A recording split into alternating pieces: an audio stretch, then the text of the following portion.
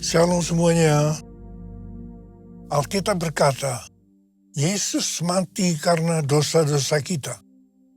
Dia dikuburkan, tetapi pada hari yang ketiga, dia dibangkitkan. Haleluya.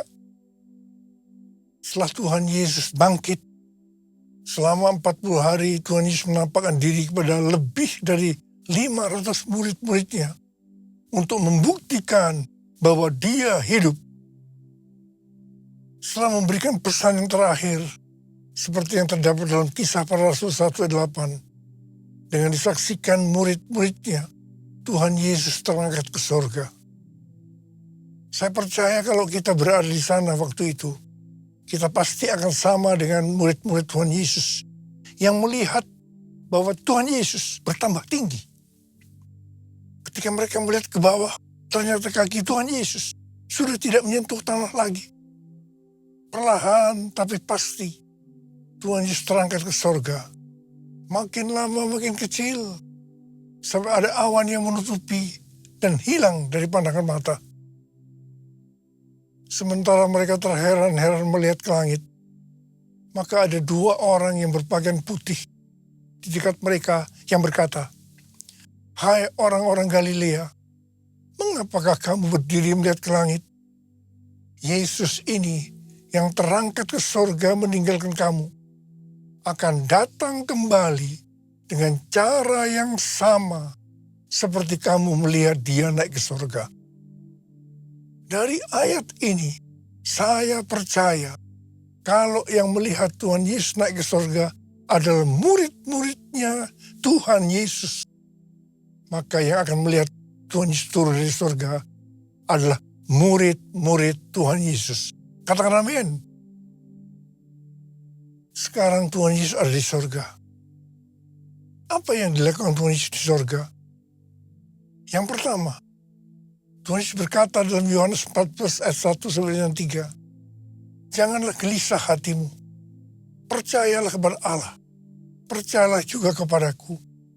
Di rumah Bapa-Ku banyak tempat tinggal. Jika tidak demikian, tentu aku mengatakannya kepadamu. Sebab aku pergi ke situ untuk menyediakan tempat bagimu.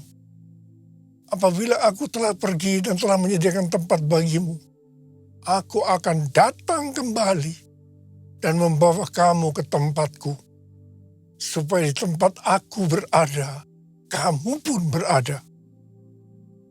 Pesan Tuhan Yesus ini ditujukan untuk murid-muridnya. Karena itu kalau kita mau ikut dalam pengangkatan, maka kita harus menjadi murid Tuhan Yesus. Murid Tuhan Yesus adalah kita-kita yang hidupnya sama seperti Kristus telah hidup. Karena kita hidup sama seperti Kristus telah hidup, maka kita akan menjadi serupa dengan gambarnya. Roma 8:29 berkata, "Sebab semua orang yang dipilihnya dari semula, mereka juga ditentukannya dari semula untuk menjadi serupa dengan gambar anaknya, supaya ia, anaknya itu, menjadi yang sulung di antara banyak saudara." Jadi goal kita sebagai orang percaya adalah menjadi serupa dengan gambar Yesus, yaitu murid Tuhan Yesus. Hal yang kedua yang dilakukan oleh Tuhan Yesus di sorga adalah sesuai dengan Ibrani 7 ayat 25 yang berkata, "Karena itu ia sanggup juga menyelamatkan dengan sempurna semua orang yang melalui dia datang kepada Allah. Sebab ia hidup senantiasa untuk menjadi pengantara mereka." Tuhan Yesus di sorga menjadi pengantara kita. Artinya sebagai pendoa syafaat bagi kita, supaya kita selamat secara sempurna. Kalau kita berbicara tentang keselamatan, maka ada 3 hal yang harus diperhatikan. Yang pertama, bisa kehilangan keselamatan. Yang kedua, hampir-hampir tidak diselamatkan. Dan yang ketiga, selamat dengan sempurna. Hal yang pertama, orang yang sudah percaya bisa kehilangan keselamatan. Matius 7 ayat 21 sampai dengan 23 berkata, bukan setiap orang yang berseru kepadaku, Tuhan, Tuhan, akan masuk ke dalam kerajaan sorga, melainkan orang yang melakukan kehendak Bapakku yang di sorga.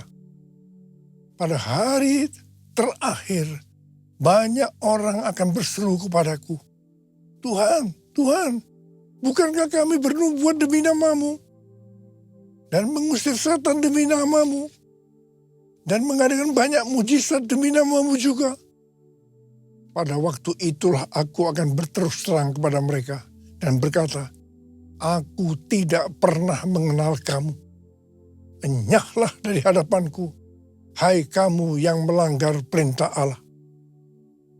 Ini merupakan peringatan bagi hamba-hamba Tuhan yang sedang dipakai oleh Tuhan. Agar pelayanan yang diberikan oleh Tuhan semata-mata hanya untuk menyatakan kemuliaannya. Bukan untuk kemuliaan diri sendiri.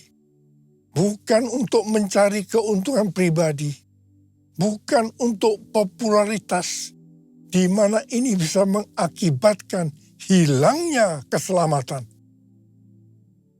Contoh, seorang murid yang kehilangan keselamatannya adalah Yudas. Yudas mengikuti Yesus begitu lama. Bahkan dicatat dalam Lukas 9 ayat 1 sampai dengan 6. Ia bersama-sama murid-muridnya yang lain pernah melakukan berbagai mujizat dan pelayanan kesembuhan. Namun ia akhirnya memilih meninggalkan Tuhan. Maka hilanglah keselamatannya. Hal yang kedua, mengenai hampir-hampir tidak diselamatkan. 1 Korintus 3 ayat 10 sampai dengan 15 berkata, kita membangun hidup kita ini dengan dasar Yesus Kristus. Pertanyaannya, bahan apa yang kita gunakan untuk membangun kehidupan kita ini?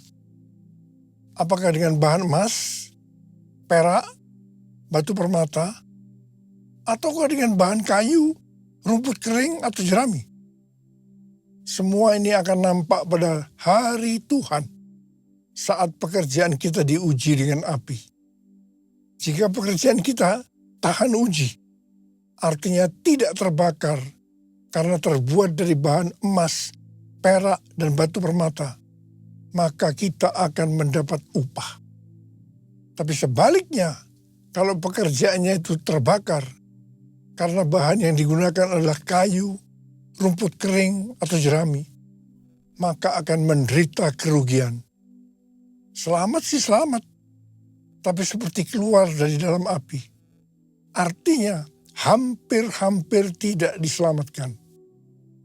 Hampir-hampir tidak diselamatkan dapat diartikan, yang pertama, kehilangan upah atau pahala.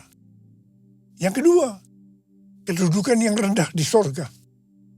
Yang ketiga, kehilangan kesempatan pelayanan dan kekuasaan di sorga. Yang keempat, kehilangan kemuliaan dan kehormatan di hadapan Allah. Mari, saya akan ajak kita semua untuk memperhatikan dengan serius pekerjaan pelayanan kita, juga termasuk kualitas kehidupan kita. Jangan menjadi orang Kristen yang acuh tak acuh, agar kita mendapat upah di sorga. Yang mau katakan amin. Yang ketiga mengenai keselamatan. Tuhan Yesus berada di sorga untuk mendoakan kita agar mendapatkan keselamatan yang sempurna.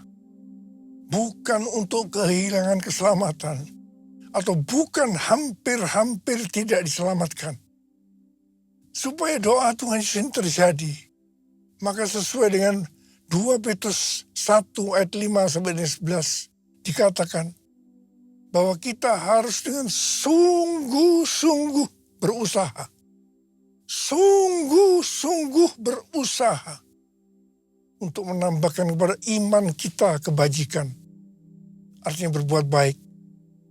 Kemudian ditambahkan lagi pengetahuan. Kemudian tambahkan lagi dengan penguasaan diri. tambahkan lagi dengan ketekunan, tambahkan lagi dengan kesalehan, yang artinya hidup kudus. Tambahkan lagi kasih akan saudara-saudara seiman. Dan tambahkan lagi kasih akan semua orang. Kalau kita melakukan ini semua dengan sungguh-sungguh, maka kita akan lebih mengenal Tuhan Yesus Kristus. Dan kita tidak akan pernah tersandung.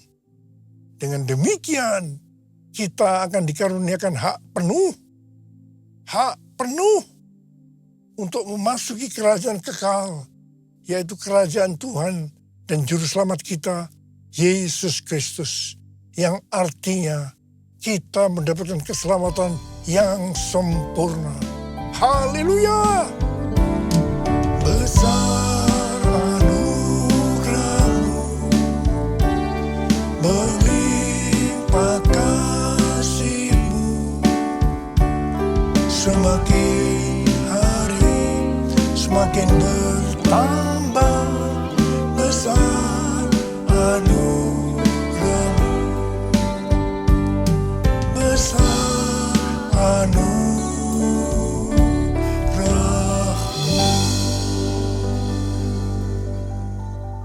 Hal ketiga yang dilakukan oleh Tuhan Yesus di sorga adalah mencurahkan Roh Kudus. Pesan yang terakhir dari Tuhan Yesus untuk murid-muridnya sebelum Ia terangkat ke sorga terdapat dalam Kisah Para Rasul 1 ayat 8 yang berkata, "Tetapi kamu akan menerima kuasa kalau Roh Kudus turun ke atas kamu, dan kamu akan menjadi saksiku di Yerusalem dan di seluruh Yudea dan Samaria dan sampai ke ujung bumi." Setelah memberikan pesan yang terakhir ini, Tuhan Yesus naik ke sorga. Setelah itu apa yang dilakukan oleh murid-muridnya? Mereka pergi ke Yerusalem dan berkumpul di ruang atas atau kamar loteng.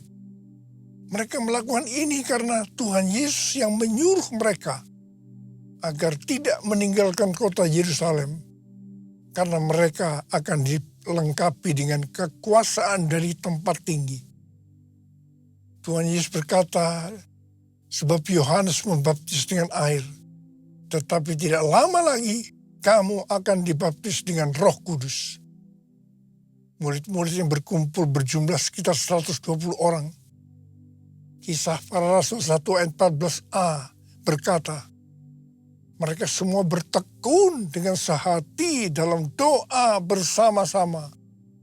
Artinya mereka berdoa, memuji dan menyembah Tuhan dalam unity siang dan malam. Ini adalah prinsip restorasi Pondok Daud. Ini adalah prinsip benar doa. Pada hari raya Pentakosta, jadi 10 hari setelah mereka berkumpul, tiba-tiba turunlah dari langit suatu bunyi seperti tiupan angin yang keras yang memenuhi seluruh rumah di mana mereka duduk.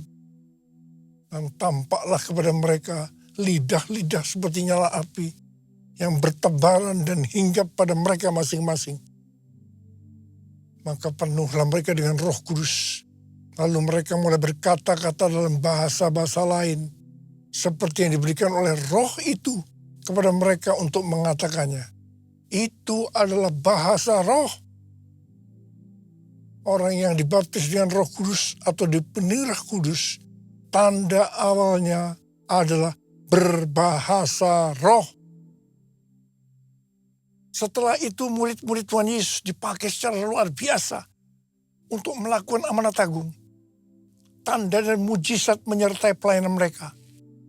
Peristiwa ini disebut sebagai Pentakosta yang pertama. Pentakosta yang pertama ini dahsyat, sebab dalam kurun beberapa ratus tahun, sekitar 70% dari dunia yang dikenal pada waktu itu, yaitu yang berada di bawah kekaisaran Romawi, menjadi Kristen. Wow! Pertanyaannya, apakah amanat agung sudah selesai? Jawabannya, belum.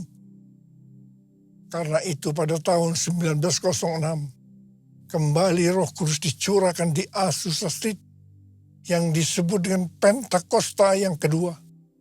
Ciri-ciri yang menonjol dalam Pentakosta kedua ini adalah penekanan dalam hal berbahasa roh dan pelayanan mujizat dan kesembuhan. Meskipun seluruh karunia roh juga dicurahkan dengan limpahnya. Pentakosta kedua ini dahsyat. Mengapa? Karena melahirkan gerakan Pentakosta dan karismatik. Saat ini ada sekitar 700 juta orang yang diberdayakan oleh Roh Kudus. Pertanyaannya, apakah amanat agung sudah selesai? Jawabannya belum. Karena itu, hari-hari ini pencurahan Roh Kudus yang jauh lebih dahsyat dibanding dengan Azusa Street sedang terjadi. Ini disebut sebagai Pentakosta yang ketiga. Seperti yang terjadi pada Pentakosta yang pertama dan Pentakosta yang kedua. Maka berbahasa roh dan pelayanan kesembuhan juga terlihat begitu intens.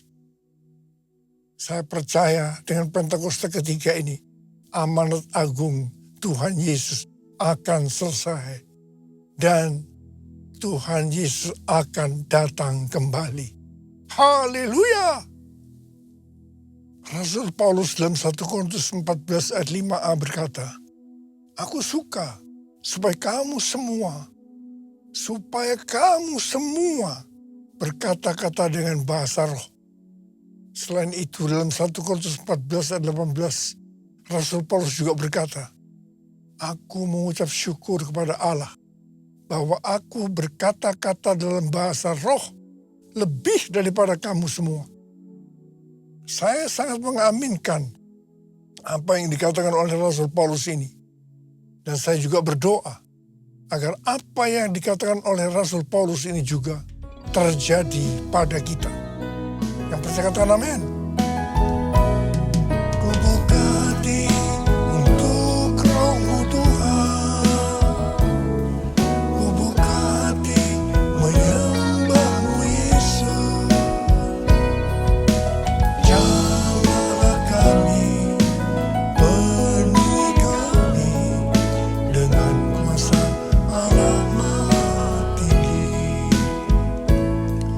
Dengan kuasa Allah Maha Tinggi. Apa yang terjadi kalau kita berbahasa roh? Yang pertama, kita akan lebih berani bersaksi tentang Yesus. Kita ingat Petrus, di mana sebelum dia baptis dengan Roh Kudus, dengan tanda awal berbahasa roh, dia pernah menyangkal Yesus sebanyak 3 kali sebelum ayam berkokok. Setelah dibaptis Roh Kudus dan berbahasa roh, dia berani bersaksi tentang Tuhan Yesus, tidak peduli disesah dan dipenjara. Yang kedua, kalau kita berbahasa roh, maka sesuai dengan 1 Korintus 14 ayat 4a dikatakan, siapa yang berkata-kata dalam bahasa roh, ia membangun dirinya sendiri. Yang artinya, kalau kita berbahasa roh, kita akan membangun iman kita. Yang ketiga, kalau kita berbahasa roh, kita akan lebih merasakan hadiratnya dan lebih intim dengan dia. Karena ketika kita berbahasa roh, kita berkata-kata kepada Allah, bukan kepada manusia. Yang keempat, kalau kita berbahasa roh, kita akan berdoa lebih lama lagi. Yang kelima, sesuai dengan 1 Korintus 14 dan 15 yang berkata, sebab jika aku berdoa dengan bahasa roh, maka rohkulah yang berdoa, tetapi akal budiku tidak turut berdoa. Jadi apakah yang harus kubuat? Aku akan berdoa dengan rohku, tetapi aku akan berdoa juga dengan akal budiku. Aku akan menyanyi dan memuji dengan rohku, tetapi aku akan menyanyi dan memuji juga dengan akal budiku. Jadi kalau kita menghendaki agar roh kita berdoa, menyanyi dan memuji, maka kita harus berbahasa roh. Sedangkan kalau dengan akal budi atau jiwa, maka kita harus menggunakan bahasa yang kita mengerti. Mari, bagi yang mau melakukan katakan bersama saya, amin. Bahasa roh atau bahasa lidah dalam Alkitab dituliskan di 1 Korintus 14, Kisah Para Rasul 2, Kisah Para Rasul 10, dan Kisah Para Rasul 19. Kesimpulannya sebagai berikut. Yang pertama, bahasa roh atau bahasa lidah dalam bahasa Greka disebutkan dengan glosa. Ada 3 macam bahasa roh atau bahasa lidah, yaitu yang pertama, bahasa roh yang harus diterjemahkan atau ditafsirkan supaya mengerti. 1 Korintus 14 ayat 26 sampai dengan 28. Yang kedua, bahasa roh yang tidak perlu diterjemahkan atau ditafsirkan karena memang hanya Allah yang mengerti artinya. Ini adalah penyembahan dalam roh. 1 Korintus 14 ayat 2 sampai 4, Kisah 10 ayat 46, Kisah 19 ayat 6. Yang ketiga, bahasa roh yang diterjemahkan oleh Allah sendiri sehingga dimengerti oleh orang yang mendengarnya dalam bahasa yang dimengerti. Itu terdapat dalam Kisah Para Rasul 2 ayat 4 sampai 11. Kesimpulan yang ketiga, bahasa roh atau bahasa lidah bisa diucapkan di mana saja. Artinya bisa di rumah, di kebaktian umum, di kebaktian doa, kul, dan di mana saja kita berada. Rasul Paulus dalam 1 Korintus 14 ayat 39 dan 40 berkata, karena itu saudara-saudaraku, usahakanlah dirimu untuk memperoleh karunia untuk bernubuat, dan janganlah melarang orang yang berkata-kata dengan bahasa roh. Tapi segala sesuatu harus berlangsung dengan sopan dan teratur. Memasuki tahun 2026, Tuhan memberikan tema bahwa tahun 2026 adalah tahun amanat agung. Tuhan memberikan visi kepada gerejanya bahwa tahun 2033 adalah target untuk menyelesaikan amanat agung. Setelah itu, Tuhan Yesus datang kembali. Apa yang terjadi pada tahun 2026 ini? Pesan yang Tuhan sampaikan sejak tahun 2025 tentang kondisi global yang tidak sedang baik-baik saja akan terjadi lebih dahsyat pada tahun 2026 ini. Tahun 2026 tahun yang penuh ketidakpastian. Tahun di mana peperangan, bencana alam, krisis ekonomi yang makin hebat. Tahun di mana keadaan akan semakin sukar. Ke depan ini kita memasuki tahun yang berbeda. Tuhan berpesan melalui Yeremia 33 ayat 3. Berserulah kepadaku, maka aku akan menjawab engkau dan akan memberitahukan kepadamu hal-hal yang besar dan tidak terfahami, hal-hal yang tidak kau ketahui. Ada 3 langkah yang harus kita lakukan. Yang pertama, doa. Yang kedua, berdoa. Yang ketiga, doa, pujian, penyembahan bersama-sama dalam unity siang dan malam. Banyak berdoa dalam roh, artinya banyak berbahasa roh. Mari angkat tangan kita di hadapan Tuhan. Katakan bersama saya, curahkanlah kuasa-Mu Tuhan, mujizat terjadi di tempat ini.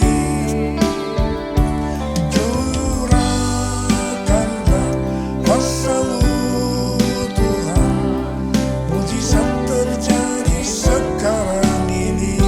Sekali lagi, curahkanlah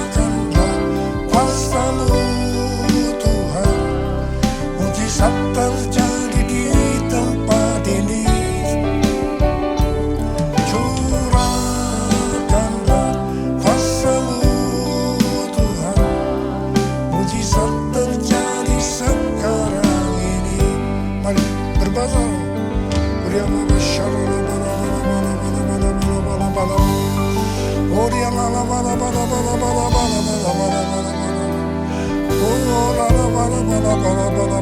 Tuhan, hamba berdoa buat anak-anakmu yang belum berbahasa roh.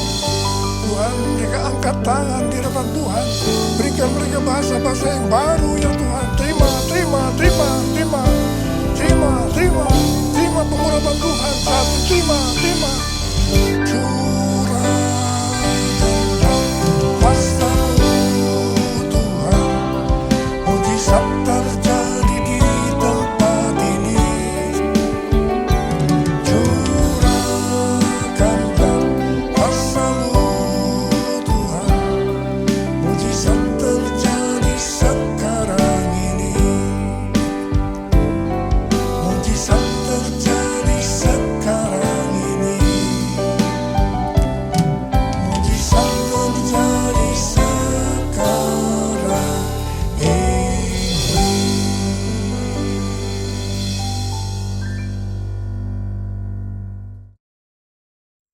Kita akan masuk dalam perjamuan kudus. Kita akan mengingat ayat ini. Sebab setiap kali kamu makan roti ini dan minum cawan ini, kamu memberitakan kematian Tuhan sampai Ia datang. Perjamuan kudus adalah perjamuan Tuhan Yesus sendiri. Setiap kali kita masuk dalam perjamuan kudus, Tuhan Yesus selalu berkata, biarlah ini menjadi peringatan akan daku. Karena itu mari, arahkan hati kita kepada kebaikan Tuhan. Tundukkan kepala, kita akan mengingat kebaikan Tuhan. Supaya lebih mengasihi Tuhan Yesus, kita lebih mengasihi satu dengan lain. Ya Tuhan, terima kasih. Siapakah kami ini sebelum kami mengenal Engkau ya Aba? Kami semua orang berdosa. Upah dosa adalah maut, mati. Tapi Engkau yang tidak berdosa telah dijadikan dosa oleh karena kami. Engkau harus turun dari surga mulia, mati ganti kami dengan penderitaan yang luar biasa. Sungguh kalau kau pikirkan Tuhan, betapa baiknya Engkau itu. Kau jadikan kami sebagai anak-anak-Mu. Engkau tuntun, Engkau bela, Engkau lindungi, Engkau berkati kami. Engkau hajar juga kalau kami salah Tuhan. Itu Engkau ya Aba. Itu Engkau. Bapa terima kasih. Tuhan akan memberkati kita melalui perjamuan kudus. Tapi Tuhan mau kita makan dan minum dengan cara yang benar. Karena itu masing-masing berdoa. Lihat keadaan diri masing-masing. Introspeksi. Kalau ada hal-hal yang Tuhan ingatkan untuk diselesaikan saat ini, langsung minta ampun. Ampuni saya. Ampuni Tuhan. Ampuni. Kau melihat anak-anak yang minta ampun padamu ya Tuhan. Ampuni. Ya Tuhan, kami akan masuk dalam perjamuan kudus dengan hati yang penuh ucapan syukur. Layakkan kami. Makasih. Dalam nama Yesus. Amin. Mari kita angkat roti di tangan kanan kita tinggi-tinggi. Sebab apa yang telah kuteruskan kepadamu telah aku terima dari Tuhan. Yaitu bahwa Tuhan Yesus pada malam waktu Ia diserahkan mengambil roti. Dan sesudah itu Ia mengucap syukur atasnya. Ia memecah-mecahkannya dan berkata, inilah tubuhku yang diserahkan bagi kamu. Perbuatlah ini menjadi peringatan akan aku. Saudara dikasih Tuhan. Bukankah roti yang kita pecah-pecahkan ini adalah persekutuan kita dengan tubuh Kristus? Mari kita makan dalam nama Yesus.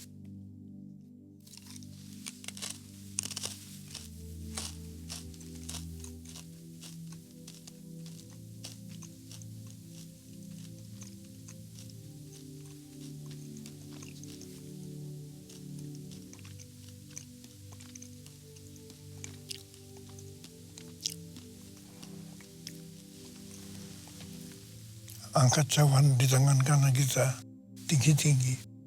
Demikian juga Ia mengambil cawan sesudah makan lalu berkata, cawan ini adalah perjanjian baru yang dimutrakan oleh darahku.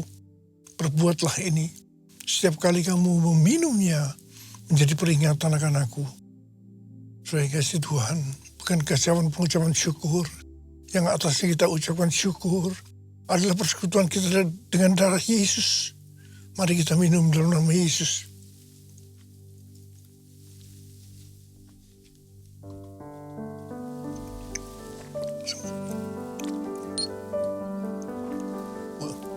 Angkat tangan kita di hadapan Tuhan. Ucapkan syukur dan terima kasih dengan suara. Tuhan, terima kasih Tuhan. Terima kasih Tuhan. Terima kasih ya Tuhan. Tuhan terima kasih. Tuhan terima kasih. Bapa terima kasih. Saat ini Kau sedang menyembuhkan yang sakit. Kau sedang membebaskan yang terikat. Menghibur yang susah. Menguatkan yang lemah. Memberikan pengharapan yang baru. Bagi yang datang dengan putus pengharapan. Tuhan terima kasih. Tuhan terima kasih. Tuhan terima kasih. Terima kasih Yesusku. Terima kasih Yesusku. Puji syukur hanya bagi Tuhanku. Terima kasih Yesusku. Terima kasih Yesusku. Puji syukur hanya bagi Tuhanku. Terima kasih. Terima kasih Yesusku. Terima kasih Yesusku. Puji syukur hanya bagi Tuhanku. Terima kasih Yesusku. Terima kasih Yesusku. Puji syukur hanya bagi Tuhanku. Puji syukur hanya bagi Tuhanku. Puji syukur hanya bagi Tuhanku.